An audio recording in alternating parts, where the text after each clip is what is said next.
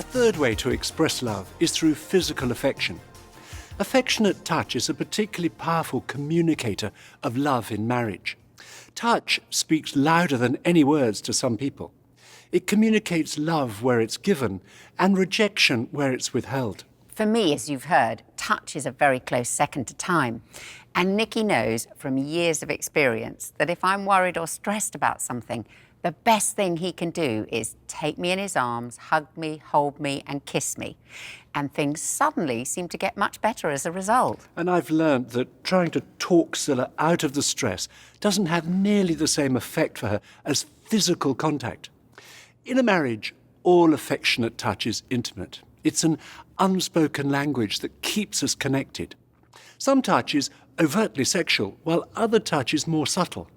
And as we said in the last session, we need to use the whole range and learn from our partner what's appropriate at different moments. So it could be a kiss. And one survey says a romantic kiss has to last at least 6 seconds to show love. Or it could be holding hands, an arm around the waist, a hug, a hand on a hand, brushing our partner's body as we pass, or a back massage, sexual foreplay, right through to making love. If you're going through a tough time in your sexual relationship, it may cause not only feelings of frustration sexually, but also cause your partner to feel unloved, especially where touch is their #1 love language. So it's important to keep showing physical affection to each other in non-overtly sexual ways. A fourth way to express love is through spending quality time together. This is the love language that's most important for Scylla. And what we do or where we go is not nearly so significant as the fact of our being together. I remember one occasion in the middle of the winter, it was my turn to organise our date. We'd set aside 2 hours in the middle of the day and we'd had lunch together at home. And then I thought it would be really nice to go for a leisurely walk up to the park, which is about half an hour from where we live. It was one of those rather overcast days in London when everything looked rather grey with a cold, damp wind blowing.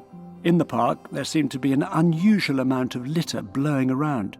And everyone we saw, and there weren't many people around, looked rather depressed. Even the ducks on the pond, I thought, looked depressed. And by the time we got back home, I felt a bit depressed myself, a bit flat. And as I was making Scylla a cup of coffee, I was just about to say, "I'm so sorry, my darling. I don't think that was my best idea for our date," when I realised Scylla seemed to be in a great mood.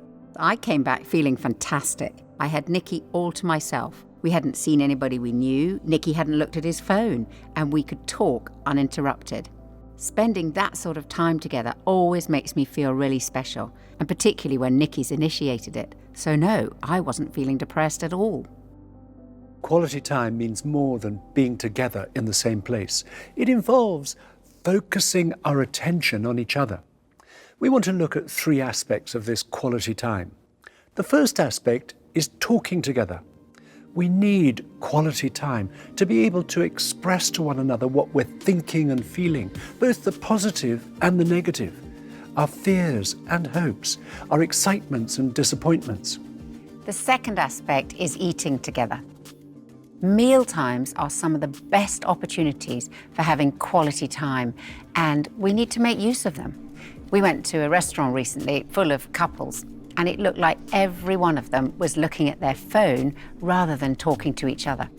And I remember thinking to myself, well, you wouldn't invite someone physically on your date, so why would you want to have your 1,373 social media followers there?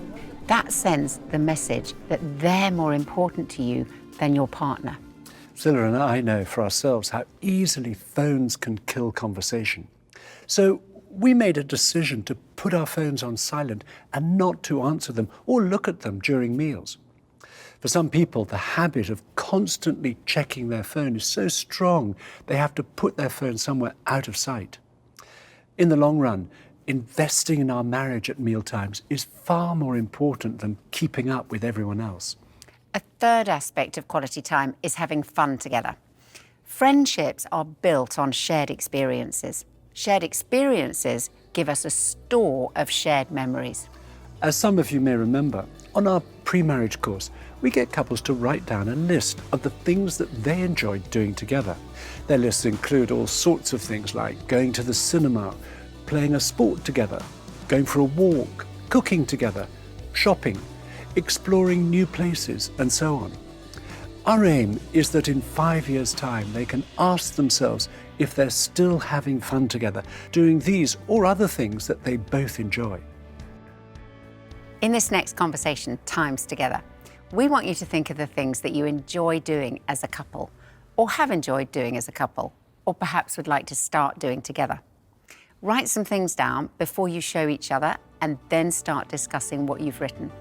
You may like to use your lists as ideas for your weekly date.